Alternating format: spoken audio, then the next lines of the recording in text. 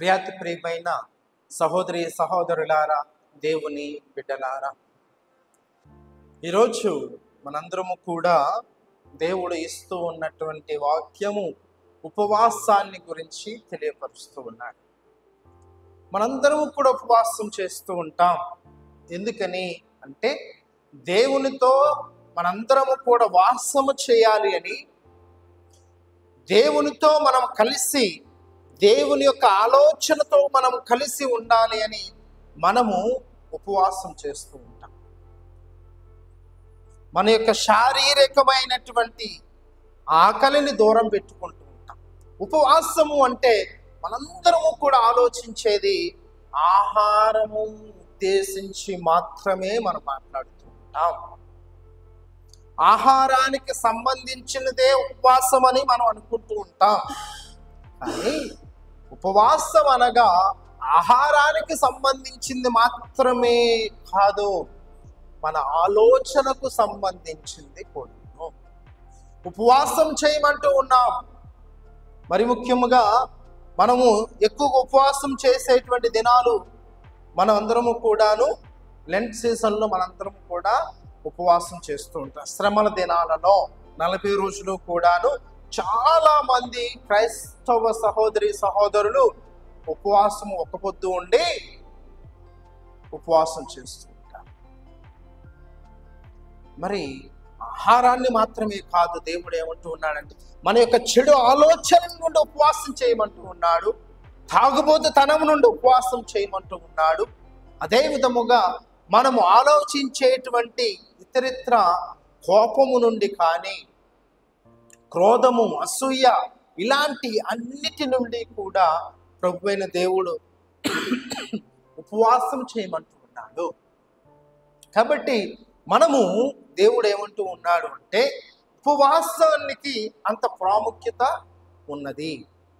మనము కొన్ని రోజులు దాన్ని పాటించిన ఎడల అది మనకు అలవాటు అవుతుంది. కాబట్టి ప్రియ సహోదరి సహోదరులారా, ఇప్పుడు మనము చూస్తూ ఉన్నాం, కొంతమంది తాగుబోతులను చూసినా, తాగేవారిని చూసినా, ఇదిగో మొదట్లో వారు తాగేవారు కాదు, రోజుకు కొంచెం కొంచెం తాగుతూ ఉంటారు. వారికి అది అలవాటు అవుతూ ఉన్నది. దాన్ని మానవటం కష్టమవుతుంది. అదే విధముగా దేవుడు ఏమంటూ ఉన్నాడు అంటే, ఇదిగో నీవు కూడాను ఆ యొక్క తాగును మానవేసి నువ్వు కూడా అలా తాగకుండా కొన్ని రోజులు ఉన్న ఎడల ఆ యొక్క తాగు నుండి కూడా దూరము అవ్వగలవు అని దేవుడు చెప్తూ ఉన్నాడు. అదే ఉపవాసం. దేవునికి ఇష్టమైనటువంటి ఉపవాసం ఏమిటి అంటే, ఇదిగో ఈ యొక్క వ్యసనాల నుండి మనం ఉపవాసం ఉండి దేవునికి దగ్గర అవ్వాలి అని.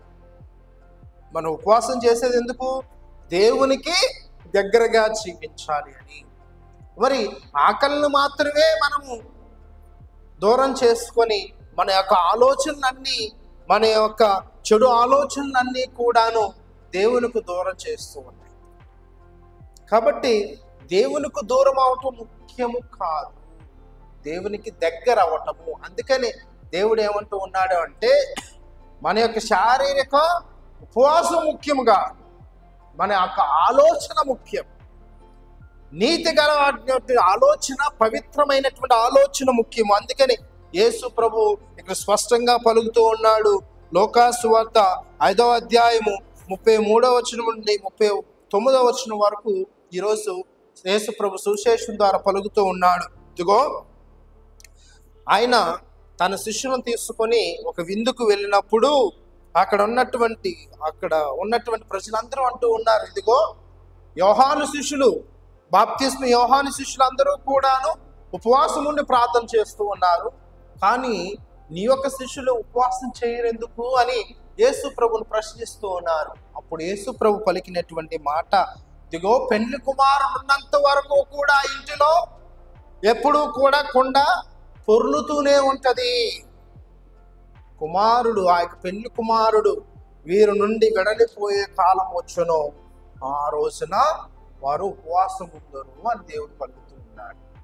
కాబట్టి మనం తెలుసుకోవలసినది, దేవుడు యేసు ప్రభు మనతో ఉంటూ ఉన్నాడు. ఆయన మనతో నివాసం ఉంటూ ఉన్నాడు, మనతో వాసం చేస్తూ ఉన్నాడు. ఆ యొక్క యేసు ప్రభు మనతో ఉన్నంత కాలము కూడాను మనము ఎల్లప్పుడూ కూడా ఆయన అంటి పెట్టుకొని జీవించాలి. ఎందుకంటే యేసు ప్రభు మన నుంచి వెడలిపోయే కాలం వచ్చినప్పుడు, యేసు ప్రభు మన నుండి దూరం వెళ్ళిపోయేటువంటి కాలం వస్తూ ఉన్నది. ఎప్పుడు? మన యొక్క పాపాల నుండి మనము ఇదిగో ఎప్పుడైతే పాపములో పడిపోయి పాపం వైపు జీవిస్తూ ఉన్నామో, పాపపు ఒక ఆలోచనలో మనం జీవిస్తూ ఉంటామో, అప్పుడు యేసు ప్రభు మన నుండి దూరం అవుతూ ఉన్నాడు.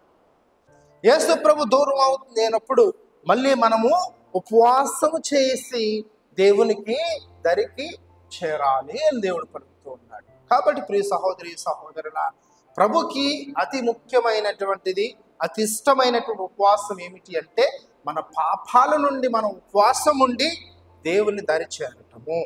కాబట్టి ఆకలి మాత్రమే కాదు, మన యొక్క ఆలోచనను, మన యొక్క పరిశుద్ధతను దేవునికి దరి చేరాలి అని ఈరోజు వాక్యం మనకు బోధిస్తుంది. పిత, పుత్ర, పవిత్రాత్మ నామమున ఆమేన్.